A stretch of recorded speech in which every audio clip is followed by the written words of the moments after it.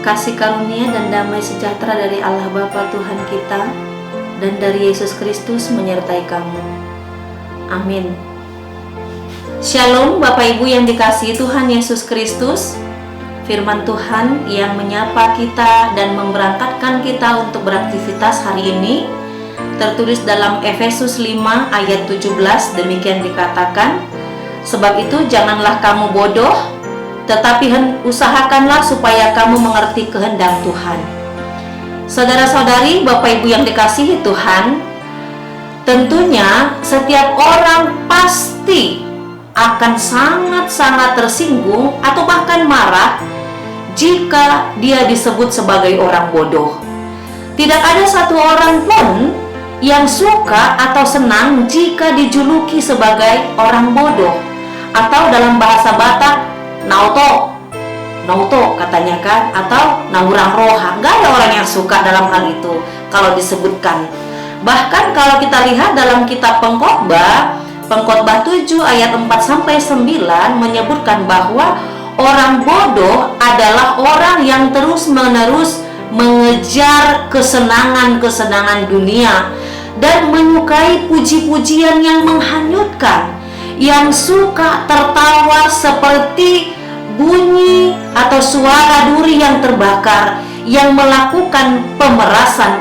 Dan orang bodoh itu juga disebutkan sebagai orang yang terlalu cepat marah. Dan dalam Efesus 5 ayat 1-33 dalam renungan hari ini disebutkan bahwa orang bodoh adalah orang-orang yang hidup dalam kegelapan, atau orang-orang yang hidup di dalam ketidakteraturan, orang-orang yang hidup sembrono, yang senantiasa hidup dalam kegelapan. Maka orang-orang yang hidup dalam kegelapan itu adalah orang-orang yang tidak sesuai dengan firman Tuhan.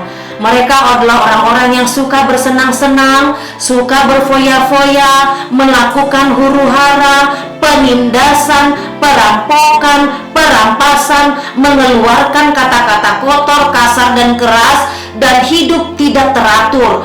Bahkan melakukan percabulan, perzinahan, mabuk-mabukan, dan semua hal-hal yang merusak persekutuan dengan Tuhan dan juga dengan sesama umat manusia.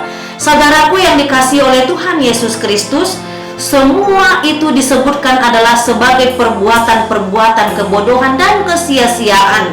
Kenapa disebut itu sebagai kebodohan dan kesia-siaan? Sebab keinginan daging adalah perseteruan dengan Allah. Roma 8 ayat 7. Bapak Ibu yang dikasihi oleh Tuhan Yesus, oleh karena itu bagaimanakah supaya kita tidak menjadi bodoh melainkan hidup bijaksana? Jawabannya adalah berusahalah untuk mengerti kehendak Tuhan. Itulah yang dikatakan Yesus dalam Matius 7 ayat 24, yaitu mendengar perkataan Yesus dan melakukannya. Berusaha untuk mengerti kehendak Tuhan berarti kita mau untuk mendengarkan dengan sepenuh hati ajaran serta firman Tuhan dan aktif mengaplikasikannya di dalam kehidupan kita sehari-hari. Dalam melakukan perkataan Yesus, tidak mungkin kita melakukannya dengan hanya mengandalkan kekuatan duniawi atau hikmat dunia, karena pergaulan dengan dunia akan mempersulit kita untuk mengerti kehendak Tuhan. Oleh karena itu kita perlu hidup roh, hidup dalam kuasa roh Tuhan, supaya kita mampu mengerti kehendaknya. Jadi ada 3 hal yang perlu kita perhatikan agar kita jangan hidup dalam kebodohan. Yang pertama, mendengarkan perkataan Yesus atau mendengarkan firman Tuhan. Yang kedua, kita melakukannya di dalam kehidupan keseharian kita sesuai dengan firman Tuhan yang sudah kita dengar. Yang ketiga, hiduplah dalam kuasa Roh Kudus Tuhan. Dalam renungan hari ini Bapak Ibu mengajak kita untuk memperhatikan bagaimana supaya kita hidup. Apakah kita hidup melakukan hal-hal kebodohan atau melakukan hal-hal yang berkenan di hadapan Tuhan? Marilah mempergunakan waktu yang ada untuk mengisinya dengan hal-hal yang berguna bagi diri kita juga dan bagi sesama umat manusia yang lain. Serta lakukanlah hal-hal yang berkenan di hadapan Tuhan. Biarlah kita menjadi pribadi yang terus-menerus berusaha melakukan kebaikan dan kebajikan. Janganlah kamu bodoh, mengertilah kehendak Tuhan. Hendaklah hidup kita senantiasa dikuasai oleh Roh Allah, sehingga kita mampu melakukan aktivitas kita mampu bekerja dan melakukan hal-hal yang baik dalam kehidupan kita, bahkan memperkatakan perkataan yang berkenan, bernyanyi, bermazmur dengan segenap hati untuk memuji Tuhan dalam ucapan syukur dalam segala hal. Oleh karena itu Bapak Ibu, setiap hari pelajarilah firman Tuhan, berusahalah dan berjuanglah untuk melakukan yang berkenan dalam kehidupan kita sehari-hari yang sesuai dengan firman Tuhan.